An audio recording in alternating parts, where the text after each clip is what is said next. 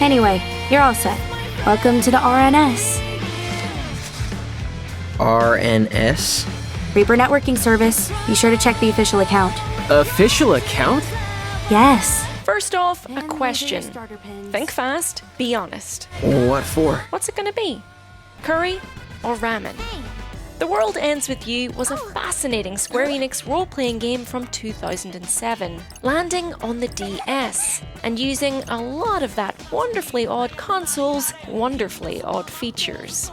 The game was set in modern-day Shibuya, and featured a cast of stylish teenagers drawn into a mysterious set of challenges, solving puzzles and fighting monsters in order to stay alive. You wandered around local landmarks and followed clues, and you engaged in battles that saw you controlling multiple characters at once, using the touchscreen for one and D-pad for another. There was a sort of hockey puck back and forth rhythm to the fights as you faced off against all kinds of spooky beasts. And even when you weren't battling, the game refused to settle into straightforward territory, allowing you to read the minds of other Shibuya residents and collect pin badges that doubled as your attack moves. The game was developed by much of the same team that made Kingdom Hearts, and so the runaway success of that franchise has always somewhat overshadowed The World Ends With You, despite it having a cult following of its own. The development team were usually put to work creating Kingdom Hearts games in subsequent years, but now it's finally time for The World Ends With You to get a sequel of its own.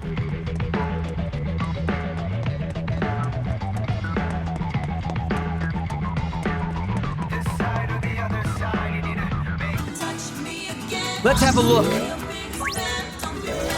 The original The World Ends With You was a game that we initially struggled to imagine working on anything but the DS. But it was developed by Square-Enix, and so, of course, it is ported to everything from smartphones to the Switch over the years, all losing the second screen and a little of the DS's strange magic along with it.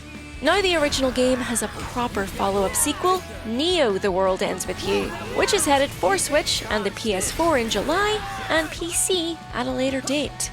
So, has that magic been rekindled? Got the wrong vector. Great job. It's over. If you think you stand a chance after that disastrous performance, you've said and miscalculated. Time for a little quiz. What's the probability of you two surviving the game?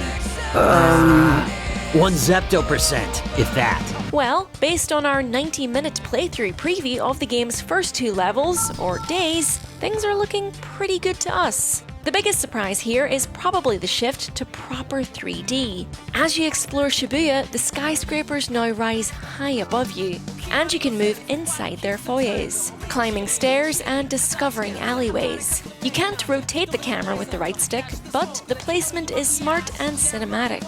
A lot of thought has gone into staging each area, whether it's the low widescreen of the famous Scramble Crossing or the side-on view of Dogenzaka Hill. Unlike the first game's depiction of Shibuya, real-life locations and brands, for example Tower Records and Parco, keep their names, instead of the fake but crucially legally distinct titles like Tower Records and Molco. And just like in the anime, elements from the original game have been modernized for the sequel, such as the use of smartphones rather than the painfully 2007 flip-style phones. Plus, the look of the game's 104 building now matches the current 2021 appearance of the real-life Shibuya 109 building. Essentially, the game's world will still be based on an accurate representation of modern-day Shibuya, while expanding maps into other areas of the district such as Harajuku. And it does its best to reflect the changes that have been made to Shibuya in the 14 years since the first game, as recent as renovations made to Miyashita Park that were completed in 2020.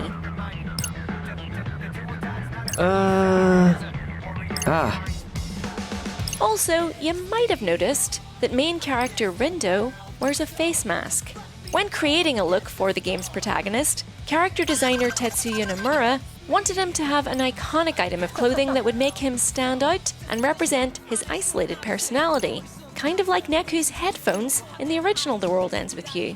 Nomura had noticed that face masks had become a popular fashion accessory for the youth of Japan, and so decided to give him one of those. Having no idea or inclination that the COVID-19 pandemic would hit, and suddenly, face masks would become a worldwide symbol of the times we currently live in. That's pretty cool.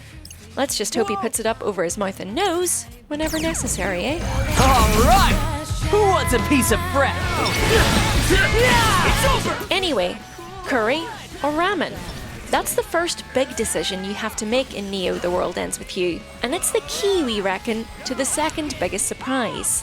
Namely, if you're coming from the first game, this will seem warmly familiar. A beautiful slice of virtual tourism that gives itself to the cultures and subcultures, the niches and trends of Tokyo. Where to eat, what to dress, which emojis to use on your phone chats. These are the sorts of things that The World Ends With You takes very seriously. You may follow two new heroes on this adventure, but their preoccupations remain the same. It's colorful and stylish and intoxicating. It's fantastic to see an action RPG spin itself out of such modern threads. The main protagonist and playable character is Rindo, a new player in the Reaper's game who is joined by fellow players Fret and Nagi. Also, Koki Kariya and Sho Minamimoto, two antagonists from the first game, appear in Neo The World Ends With You, the latter appearing as a party member. The main protagonist from the first game, Neku Sakuraba, will make an appearance somehow too, apparently. And the adventure, from what we've seen so far, is very similar. Taking place 3 years after the events of the original game, our two heroes are stuck in another game with the mysterious Reapers, who give their teams a challenge every day, sending them scurrying around the city and fighting monsters, known here as noise, negative emotions that have come to life. You still have a bit of gentle puzzle solving to be getting on with, and you still get to read people's minds and chain together enemies on the overworld map, triggering kinetic badge-powered battles. Music, as you might imagine, is pretty important to the game too. Takeharu Ishimoto, composer for the original game, is no longer a full-time employee of Square-Enix, but has nonetheless been brought back for this special occasion and will be composing the music for this sequel, which pretty much had to happen, really.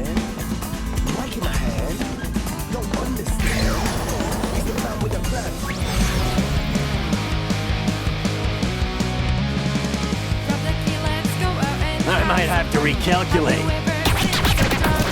The battles themselves may miss the whole hockey puck movement between the two screens, but they retain a wonderfully cumulative kind of aggression and are given soul by truly beautiful hit pauses. You use different face buttons and triggers to use the various badge powers you've equipped, and if you chain attacks together well enough, switching back and forth between party members as you go, you get to build the groove meter and eventually activate a special move.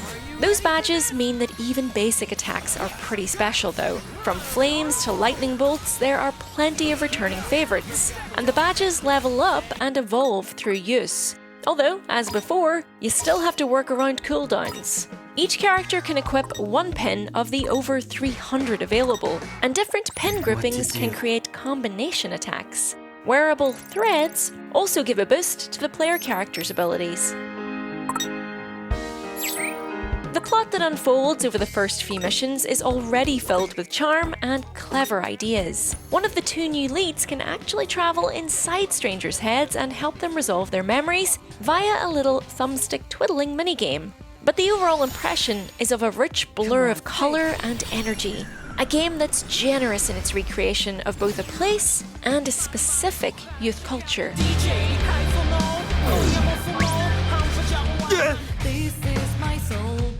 Don't get careless. Did you play the original The World Ends With You? What are you most excited about with this sequel? Let us know in the comments, and as usual, give this video a like if you enjoyed, and subscribe if you haven't already, to keep up to date with everything on Eurogamer. We have a new video every day, so there is always something to watch. Until then, thanks for watching. Bye! Perfect timing! That was perfect! Let's end this! Was that cool or what? Not bad, I'd say. What's it doing? Getting ready. For what? Nothing good.